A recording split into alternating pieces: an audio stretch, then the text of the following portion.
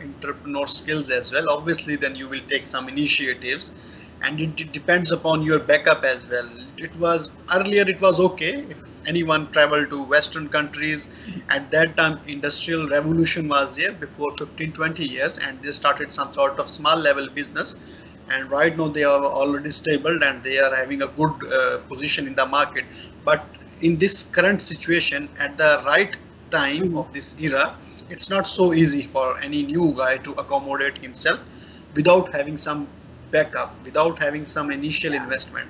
We need to do some initial investment. If I will travel from Saudi Arabia, obviously I will bring some money to invest there, then only I will get the return back.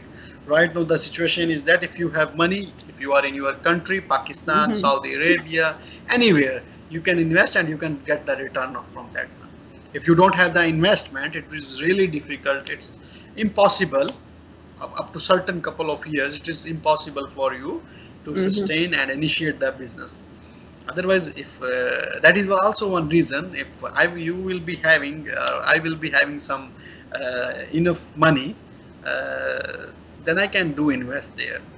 But mostly the job holders, they are earning monies and they are very afraid that if we have saved such amount within last 10 years, and within 10 months if we will invest and I will waste, what will happen with us? They are afraid. They don't want to do the investment. But the guys who are having the backup, who are having the property from their ancestors, forefathers, and they have the backup in Pakistan, India, if they will travel to any other country or if they will stay in Pakistan as well, they can start the business there. And they can establish that business in a good way, and obviously they will get the return from there as well. That is what I believe. That is what I believe. So for the typical guys like us, we don't we never have the liquid cash. So always we have something, we will invest, we will utilize somewhere, we will try to upgrade our living standard. That's all. Yeah, sometimes it can be tricky if you want to move to another country. I have a student here that's from Sudan, and he wants to move to Canada. So he has to show that he has $15,000 in his bank because they want to make sure he has money to take care of himself. And he has to pass the IELTS exam. Exactly. IELTS is not a big deal. Sometimes what happens, the bank statement as well.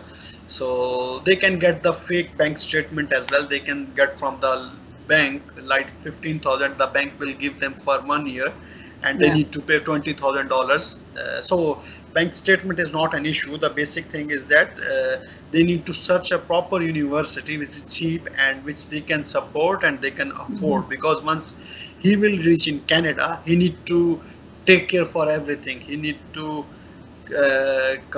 recover $15,000 as well. He need to recover IELTS. He need to recover for academic fees. He need to recover for living expense, accommodation expense, travel expense, a lot of things. It's and in addition to the tax to the government as well. I know, and I imagine it would be very frustrating at times because with him, he did the IELTS exam, and it has 4 parts to it: the speaking, listening, reading, and writing. Those are the 4 parts of the exam. So the first time he took the exam, he passed everything but the writing. So he went a second time to do the exam, passed everything but the writing. So now he's going for a third. So all this money, because you're paying for it. He is every wasting. single time. Yeah, all that money going away. It's like, oh, I hope he passes.